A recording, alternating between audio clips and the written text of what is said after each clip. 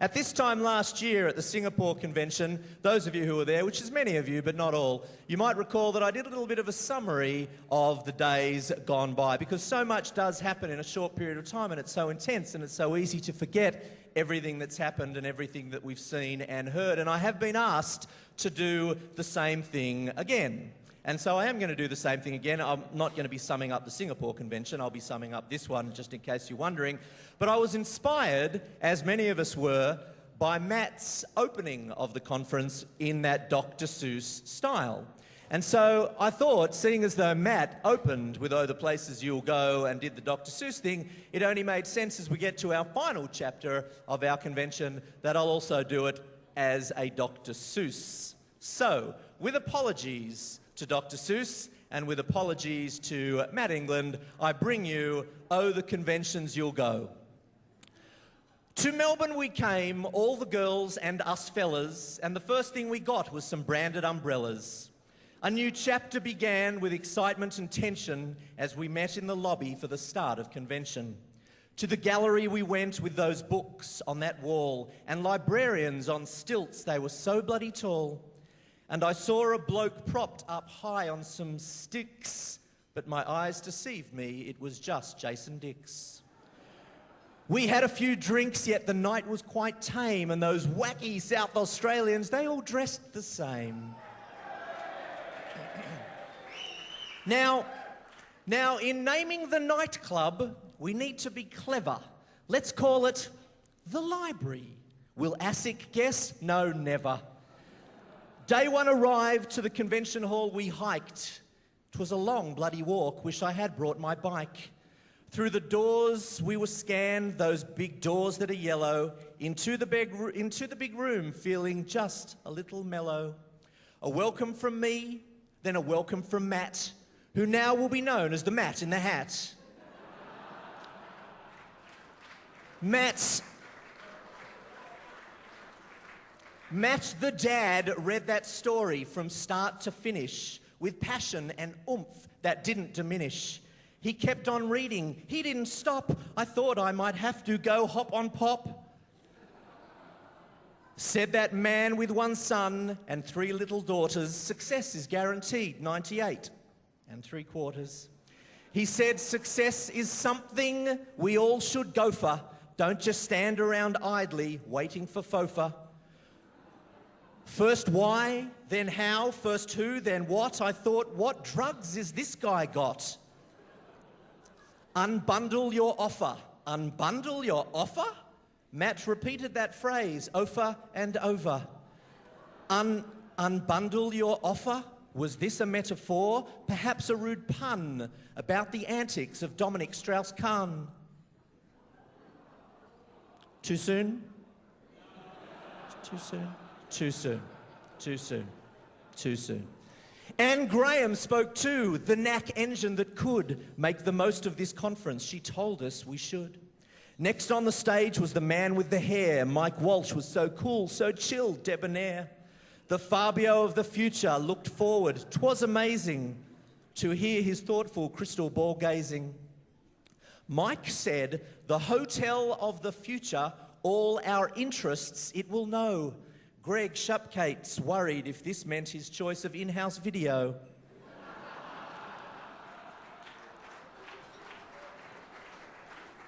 Greg told many of his flight here, and he got a little boasty as he told of his delight with that friendly Qantas hostie.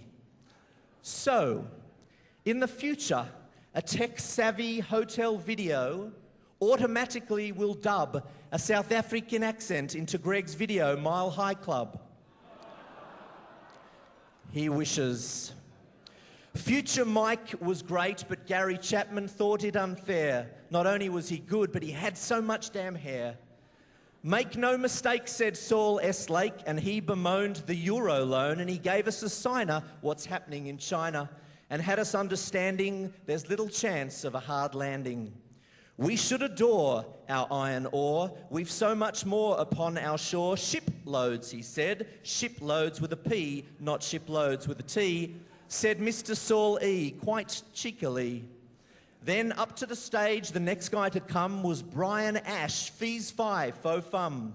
Shadow shoppers and ASIC, he gave us the facts, anti-detriment payments and pensions and tax, death benefit payments if your clients are dying. We all said, hooray for the life of Brian.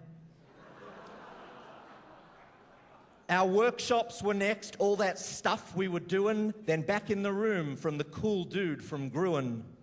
Todd Sampson said, fear, it just gets in the way. Advertising's the price unoriginal companies pay.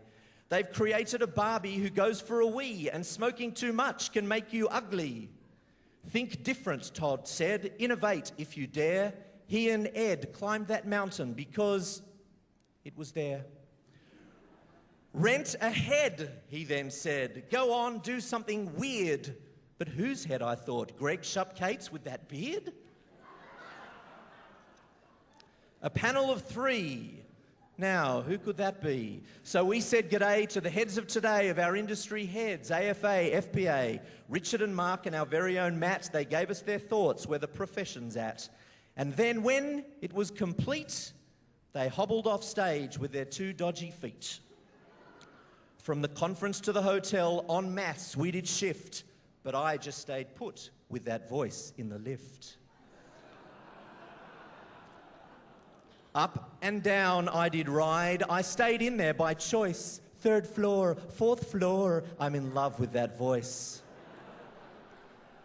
Then, without a fuss, we all hopped on the bus, and naught did we know about where we would go. Yes, the night Melbourne After Dark was in fact a car park, and set up insides Chinatown slot car rides, and pinball and tattoos, DJs and graffiti, and bars with drink and lots to eat.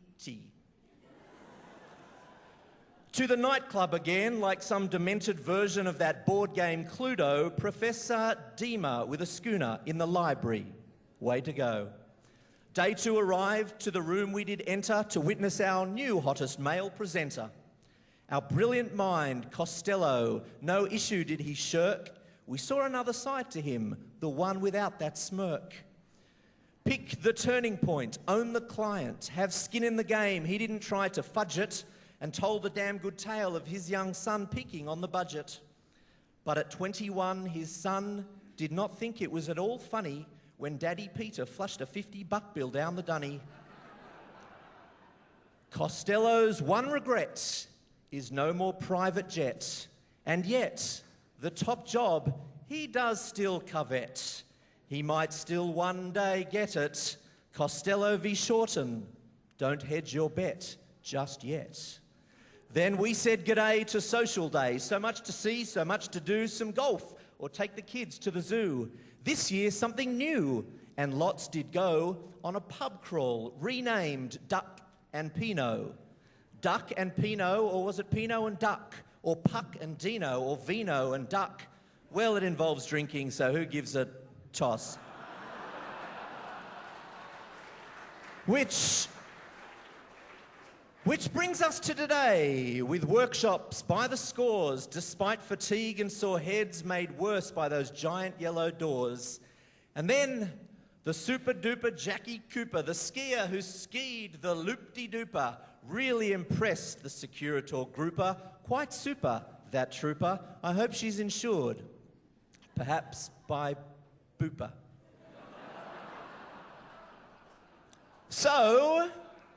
So we've had a great time, learnt heaps, felt merry, but please, no more fireworks by Katy Perry. 4 days here in Melbourne, and a miracle we did gain. 4 days in this city, and not one drop of rain. Oh, the conventions we've seen, the final chapter of this tale. We welcome you, Matt, Mark, and Brad, and dear Gail. We've done our time in the town of Underbelly, so thank you, BT, Securitor, and Ms. Kelly. The BT events team did great, as they do, and to all business partners, let's say we love you. So, next year in Brizzy, so long, see you later. I've got a hot date in the elevator.